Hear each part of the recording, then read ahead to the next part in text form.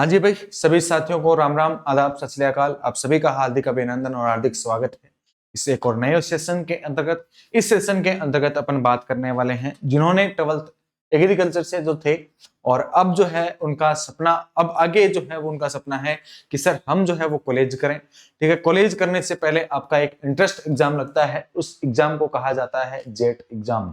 ठीक है, इस एग्जाम के अंतर्गत आपके जो है वो फॉर्म चल रहे हैं। मैं फॉर्म पे बात नहीं करूंगा, ठीक है, मैं इस चीज पर बात नहीं करूंगा कि फॉर्म जो है वो, क्योंकि फॉर्म जो है वो आपने सभी ने जो है वो भर दिया था। मैं एग्जाम डेट की बात नहीं करूंगा कि कब एग्जाम होने वाली है। ठीक है, आपकी एग्जाम डेट पर जो है वो कोई बात नहीं है, नहीं करेंगे। ठीक है, एग्जाम जो है वो अपनी आने वाले 2 से 3 महीने के अंतर्गत एग्जाम होगी आपकी, ध्यान रखना। ठीक है, इस चीज पे अपन बात नहीं करेंगे, चर्चा नहीं करेंगे, इन दो चीजों पर चर्चा नहीं करेंगे। अपन जो है वो आज इसमें चर्चा करेंगे बुक के अंतर्गत सिलेबस कैसे कवर करें, नोट्स जो है वो कैसे बनाएं। ठीक है, इन चीजों पर जो है वो सारी की सारी चर्चा अपन करने वाले हैं। क्या पढ़ें क्या नहीं पढ़ें जेट के लिए, ताकि जो हमारा जेट क्लियर हो जाए।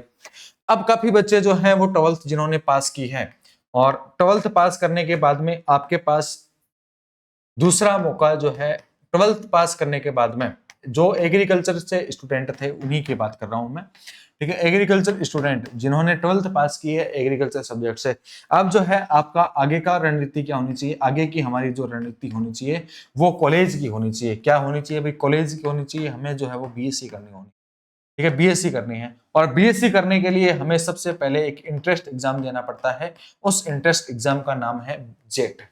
क्या नाम है भाई? उस इंट्रेंस एग्जाम का नाम है आपका जेट। और उस एग्जाम की जो है आपको प्रिपरेशन करनी है।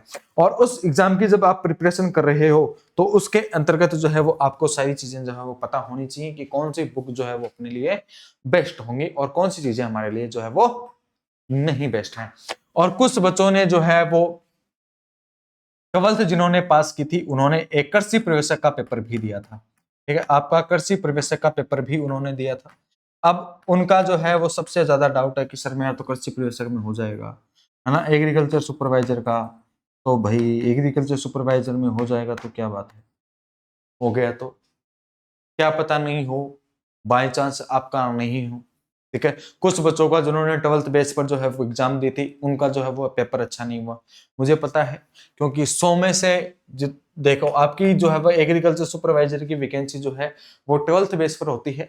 इसमें से जो 12th पास आउट करके आते हैं वो आधे से ज्यादा 50% से 70% बच्चे जो है वो फॉर्म अप्लाई करते हैं। और उस फॉर्म अप्लाई करने के बाद में उसमें से मैं आपको बताऊं 10% बच्चे ही जो है वो 12th के बाद में सीधा सेलेक्ट होते हैं।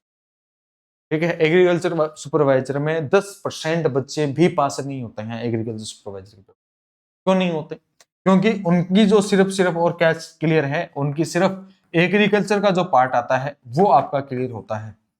ठीक है, आपका जो एग्रीकल्चर का पार्ट आता है वो आपका क्लियर होता है। कुछ बच्चे ऐसे होते हैं जो राजस्थान जीके का पार्ट जो है वो अपने इन दिनों के अंतर्गत जो है वो कवर कर लेते हैं।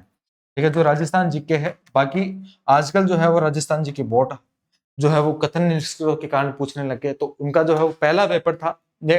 तो निराश मत होना तुम, तो है ना, कि मेरा एग्रीकल्चर वाले वैकेंसी में नहीं हुआ। तो निराश क्यों होना है भाई, है ना?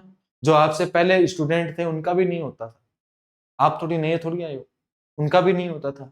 10% वो बच्चे थे जिन्होंने जीके जो है अपनी तैयारी के साथ किया था। क्योंकि उनका क्या मानना था, उन्होंने जो है वो जब भी फॉर्म आते थे, जब भी इनका फॉर्म आया 12th बेस पर, जो सीधा 12th बेस पे वैकेंसी की तैयारी करते हैं, ये वो बच्चे होते हैं जिन्होंने जेट की एग्जाम दी थी लेकिन जेट में पास नहीं हुए थे। ये वो बच्चे होते हैं। ये जो 10% है उनमें से 5% तो वो बच्चे हैं जिन्होंने जेट की एग्जाम दी थी लेकिन जेट में उनका सिलेक्शन नहीं होता और वो है वो कॉलेज के चक्कर में नहीं जाते हैं, वो सीधा का सीधा बीए करते हैं बाद में। ये क्या करते हैं भाई? बीए के अंतर्गत जाते हैं, बीए करते हैं। वो जो बच्चे हैं वो जो है इसके अंदर 5% वो बच्चे हैं। और 5% वो बच्चे हैं जो सीधा 12th, इसी बार उन्होंने 12th की है और वो पेपर दे, उन्होंने पेपर दिया। उन्होंने जो है पेपर दिया तो उनके जो है वो एग्रीकल्चर पहले इससे क्लियर थी। अब उनको जो है वो राजस्थान जी की उनको पढ़ना था। आपका पेपर जो है वो पहले जो है एग्जाम पहले हो गया था 12th का। आपके पास जो है वो कम से कम मार्च, मान के चलिए मार्च था, 1.5 महीने का जो है वो आपके पास समय था। अप्रैल में तो आपका पेपर ही था, 1.5 महीने का आपके पास समय था और 1.5 महीने में आप राजस्थान जीके जो है वो नॉर्मली पढ़ सकते हो। ज्यादा नहीं पढ़ सकते, मेरे को पता है। तो आप कितना कर लोगे एग्रीकल्चर में? आपको हिंदी भी पढ़नी है। चलो आपने हिंदी 10th में पढ़ी, 12th में जो है वो आपने हिंदी भी पढ़ी है, लेकिन हिंदी के अंदर आपने ग्रामर थोड़ी पढ़ी है वहां पर, नहीं होता ना आपका। अब जो है अपना फोकस कहां पर होना चाहिए? अब अपना फोकस सीधा का सीधा कहां पर होना चाहिए? अब जो है सीधा का सीधा फोकस अपना जेट के ऊपर होना चाहिए। और इस जेट के लिए आपको जो है वो क्या करना पड़ता है, एक इंटरेस्ट एग्जाम देना पड़ता है, जो हर बार जो है वो अलग अलग यूनिवर्सिटीज जो है वो कंडक्ट करवाती हैं अपने लेवल पर, ठीक है। और अलग अलग यूनिवर्सिटी, 5 यूनिवर्सिटीज अपने राजस्थान में है, और इस बार जो है ये पांचों यूनिवर्सिटीज जो है वो अलग अलग लेवल पर अपना एग्जाम पैटर्न जो है वो करवाती हैं, एग्जाम करवाती हैं, ठीक है। बात करें अपन एग्जाम की, तो ये एग्जाम जो है वो कब होने वाली है, इस चीज पर अपन चर्चा करते हैं भाई। 1 मिनट थोड़ा सा जो है वो आप 2 मिनट जो है वो मेरे को देना भाई, 20 मिनट पहुंचे।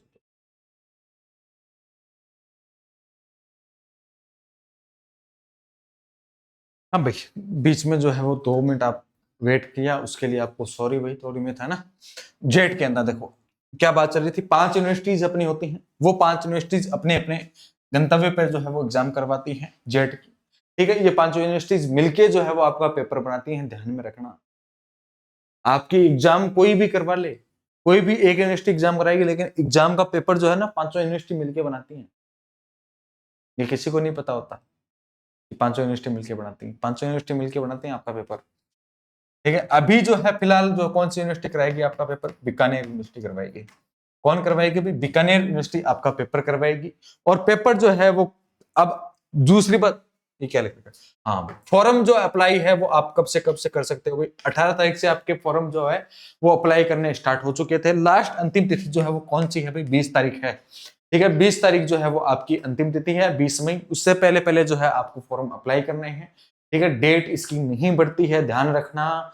जेट की जो डेट है वो नहीं बढ़ाई जाती है, कभी किसी कारणवश से जो है वो बढ़ाई जा सकती है, लेकिन पहले पहले इनसे पहले पहले जो है अपने को फॉर्म जो है वो अप्लाई करना है। आपकी जो एग्जाम जो होने वाली है, वो एग्जाम आपकी होने वाली है 21 जून को। चलो मैं बता ही देता हूँ, पहले मैं नहीं बताने वाला था एग्जाम कब होने वाली है, ये चीजें नहीं बताने वाला था। चलो फिर फ्लो के अंदर मैं बता देता हूँ। 21 जून 2024 को, सब 21 जून को जो है वो आपकी एग्जाम होने वाली है, और अलग अलग केंद्रों पर जो है वो एग्जाम होगी, ठीक है। वो जो सिलेक्टेड केंद्र हैं वो आपको जब आपका एडमिट कार्ड आएगा उस समय जो है वो आपको सारी चीजें शो हो जाएंगे। अब जो है वो चीज आती है कि बुक्स कौन से पढ़ें, कि अपने लिए बुक्स कौन से इंपॉर्टेंट है, क्या पढ़ें भाई? एग्रीकल्चर में क्या पढ़ें, बायोलॉजी के अंदर क्या पढ़ें, केमिस्ट्री के अंदर क्या पढ़ें, ठीक है। ये जो तीनों सब्जेक्ट हैं वही तीनों सब्जेक्ट अपने लिए मोल है, इंपॉर्टेंट यही तो 3 सब्जेक्ट हैं अपने लिए, यही 3 सब्जेक्ट आपसे पूछे जाएंगे। तो एग्रीकल्चर के लिए अपन क्या पढ़ें भाई?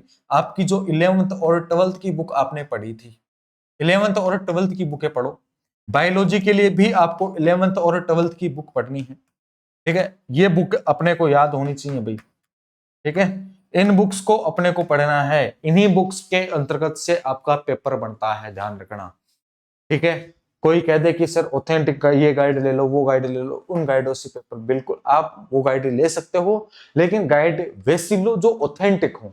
ऐसी गाइडें मत लो जो किसी ऐसे ही टीचर ने बना दी हो उठाकर, है ना। बाकी उसमें चीजें वही मिलेंगी आपको, 11th 12th की ही मिलेंगी, ठीक है। तो वो चीजें अपने को ध्यान में रखनी है। ऐसी किताबें मत लेना जो किसी टीचर ने जो है वो उसमें आधी अधूरी जो है वो जानकारी लिख रखी हो, ठीक है, वहां से क्वेश्चन नहीं। बाकी 80% उसी किताब से जो है वो, किसी भी किताब को आप उठाओगे 80% जो क्वेश्चन जो है वो उसके इर्द गिर्द जो है वो मिलते हुए नजर आएंगे, क्योंकि उनमें जो है वो समावेश किसका है? 11th और 12th का ही किताबों का समावेश है। तो बुक की जो है वो थोड़ी लैंग्वेज जो है ना वो आपके माइंड तक पहुंचे, ऐसी लैंग्वेज वाली बुक लेना, है ना। तो आप जो है वो 11th 12th वाली जो है बुक पढ़ें, और 11th 12th वाली जो जितनी भी बायोलॉजी के अंदर, एग्रीकल्चर के अंदर, केमिस्ट्री के अंदर, ये जो है आपको 11th और 12th की ही बुक्स पढ़नी है, ध्यान रखना। इन बुक्स के अलावा आपको ऑथेंटिक गाइड जो है वो किसकी लेनी चाहिए, है ना। ऑथेंटिक गाइड किसकी लेनी चाहिए? इनके नोट्स आपके पास होंगे कि क्लास के अंतर्गत ये जो चीज है 11th 12th की मैंने क्यों बताई, क्योंकि आपने यही इन्हीं क्वेश्चन से आपका जो है वो पेपर पढ़ने वाला है, इन्हीं के पैटर्न पे जो है वो आपका पेपर जो है वो पढ़ने वाला है। अब जो है ये किताबें किसी ने 90% बच्चों ने तो ये किताबें जो है वो घोल के पी रखी है ना। जो 90% बच्चे होंगे उन्होंने तो ये किताबें घोल के पी रखी हैं भाई, क्योंकि जिनके 99% आ रहे हैं, 95% आ रहे हैं, 96% आ रहे हैं, उन्हें तो ये किताबें घोल के पी रखी हैं। अब बच्चे कौन से? वो बच्चे जिनको ये किताबें बिल्कुल भी याद नहीं है। मैं कह रहा हूँ कोचिंग से पहले ना अपनी किताबें पढ़ो, सेल्फ स्टडी कर लो, सेल्फ स्टडी से भी आपका सिलेक्शन हो सकता है। ठीक है, सेल्फ स्टडी से जो है वो आपका सिलेक्शन हो सकता है। 70 से जो 80% बच्चे हैं उन्होंने जो है वो उनका कवर जो है वो कितना पकड़ रखा है, 70 से 80% किताबें याद है उनको। तो वो क्या करें, वो इन किताबों को वापस से पढ़ें। 90% जिनको ये किताबें याद हैं वो सिर्फ और सिर्फ इन किताबों का क्या करें भाई, रिवीजन करें। क्या करें भाई, रिवीजन करें आप तो बस। ठीक है, रिवीजन आपको जो है वो ज्यादा से ज्यादा करना है। दूसरी चीज, ऑथेंटिक गाइड की बात करें। ऑथेंटिक गाइड जो है वो आपके लिए कौन सी होनी चाहिए, उसके ऊपर अपन बात करते हैं। तो सबसे पहले आपके पास ऑथेंटिक गाइड आती है कंकाली पब्लिकेशन की। ठीक है, कंकाली पब्लिकेशन की आती है। ठीक है, कंकाली पब्लिकेशन की बुक आती है आपके नेमराज सुंडा सर की। ठीक है, ध्यान रखना, नेमराज सुंडा सर की एक बुक आती है, वो आपको लेनी है। ठीक है, नेमराज सुंडा सर की बुक आती है, वो आप लेके आ सकते हो। या दूसरी बुक जो है वो आप कौन सी लोगे, दूसरी बुक आप लोगे, कौन सी लोगे भाई, महेश कुमार बर्णवाल की लोगे। ठीक है, दूसरी बुक जो है आप लोगे वो लोगे महेश कुमार वर्णवाल की। ठीक है, इन दो टीचर की जो है वो आप बुक ले सकते हो, वर्णमाल की। इन दो टीचर्स की जो है वो आप बुक लीजिए। इन दोनों बुकों में से आपको जो है वो कहीं पर भी बाहर भटकने की जरूरत नहीं है। इन चीजों को जो है वो आप लगातार जो है वो इन चीजों पर प्रैक्टिस करें, ये किताबें जो है वो पढ़ते रहें। अब जो है दूसरी चीज है भाई, डेली जो है वो आपको 2 घंटे, ठीक है, 2 घंटे तो आपको अपनी जो है वो टाइप जो पीवाई की कुछ क्वेश्चंस जो होते हैं उनके ऊपर प्रैक्टिस करनी है। पीवाई की क्वेश्चन कितने साल के लगाएं, 15 साल के जितने भी पीवाई की क्वेश्चंस हैं उनको आपको लगाने हैं। और ये कहाँ मिलेंगे, ये आपको टेलीग्राम पर मिल जाएंगे। ठीक है, किसी के पास नहीं है तो ये टेलीग्राम पर आपको उपलब्ध करवा दिए जाएंगे। ध्यान रखना, ये जो है वो सारी चीजें जो आपको टेलीग्राम पर मिल जाएंगे। अब दूसरी चीज, अपने खुद के जो है वो सेल्फ स्टडी जो नोट्स होते हैं वो आप बनाइए भी, है ना। सेल्फ स्टडी के जो नोट्स बनाइए। काफी बच्चों ने जो है वो सिलेबस कवर भी कर लिया होगा। ठीक है, काफी बच्चे जो हैं उन्होंने अपना जो सिलेबस है वो कवर कर लिया होगा।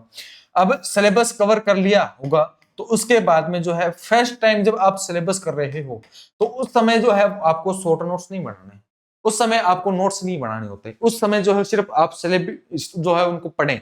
ठीक है, उनको याद ही करना है।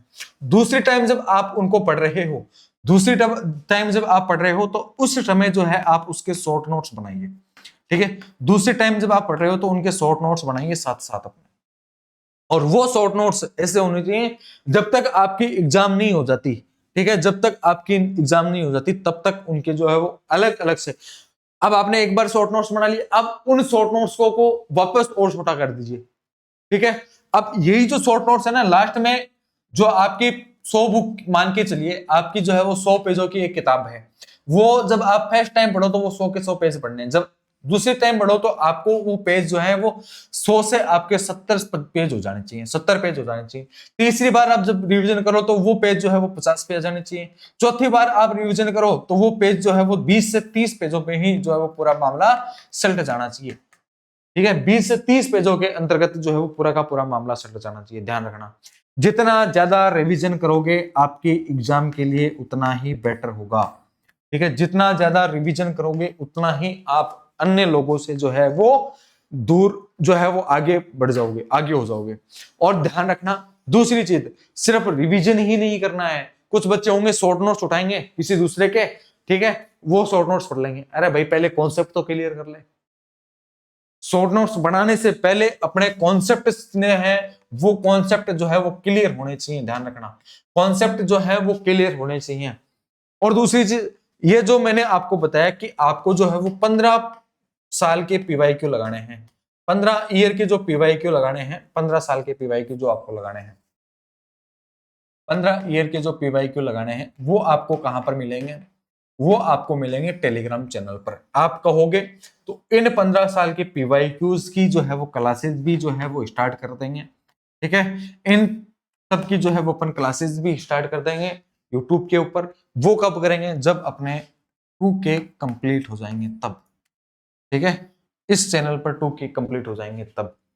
ठीक है, ऑर्गेनिक क्लासेस के ऊपर। और दूसरी चीज, अभी सर के ऊपर, भाई अभी सर वाले चैनल पर, ठीक है, अभी सर इंस्पायर वाले चैनल पर जो है वो आपको कम से कम 8 के करवा दो, चलो 7 के करवा दो, है ना, 7 के सब्सक्राइब करा दो, तो वहां पर जो है वो सब्सक्राइब चालू कर दूंगा मैं, है ना। दोनों चैनलों पर जो है वो किसी पर भी जो है वो एक कंप्लीट करवा दो, फिर जो है वो अपन चालू कर देंगे किसी पर भी, है ना। ये चीजें थी इस चीज की। अब जो है वो अपने को जो है वो इधर उधर नहीं भटकना है। दूसरी चीज, इधर उधर किसी को नहीं भटकना है। जो चीजें हैं उन चीजों को पढ़ो। जो अब पर्याप्त मैटर है आपके पास, उन्हीं मैटर्स को जो है वो आपको पढ़ना है। ध्यान रखना, इधर उधर मत भटकना, ठीक है। इस चीज के अंदर मत भटकना भाई कि अभी जो है वो आपके पास कितना टाइम बचा है। ज्यादा टाइम आपके पास नहीं बचा भाई, ज्यादा टाइम नहीं बचा है। कब है आपकी एग्जाम? आपकी जो एग्जाम है, देखो आपकी जो एग्जाम है वो कब है? वो आपकी एग्जाम है 21 जून को, है ना। हाँ, 21 जून को आपकी एग्जाम है, ठीक है। अब 21 जून को आपकी एग्जाम है, तो आपको ज्यादा क्यों भटकना है ना। मई अप्रैल चल रहा है, मई जून, 1 महीने, 1.5 महीना बचा है, ठीक है। 1.5 महीने में आपको ये सारी चीजें करनी है। और कुछ हो के जो कॉन्सेप्ट पहले से क्लियर थे ना, रिविज, ये जो चीजें उसी को अप्लाई करनी है जिन्होंने पूरा सिलेबस पहले कवर कर रखा है। ध्यान रखना, ये चीजें उन्हीं को सिलेबस जो है वो अप्लाई करनी है जिन्होंने पहले सिलेबस कवर कर रखा है, तभी अप्लाई होंगी ये चीजें। बाकी जो है वो मिलते रहेंगे अन्य सेशंस के साथ। जब भी आप कहोगे मोटिवेशन सेमिनार आपके लिए रख देंगे। कोई चीजें जो है आपको नहीं समझ में आ रही, वो टॉपिक का नाम बता देना, उस टॉपिक पर जो है वो आपकी क्लासेस लगवा देंगे सर से, ठीक है। या जीके के अंदर आपको कोई चीजें समझ में नहीं आ रही तो वो बता देना, उनकी क्लासेस लगवा देंगे, ठीक है। आपके जो डिपार्टमेंट के जो चीजें हैं एग्रीकल्चर से रिलेटेड जितनी भी क्लासेस हैं वो जल्दी ही जो है वो मैं शुरू करवा दूंगा सर से, ठीक है। बाकी जो है वो मिलते रहेंगे एक और सेशन के साथ। तब तक के लिए जय हिंद, वंदे मातरम, राम राम। पढ़ते रहिए, मुस्कुराते रहिए, अपने सपनों को जो है वो साकार करते रहिए। तब तक के लिए जो है वो मिलते हैं नेक्स्ट वीडियो में।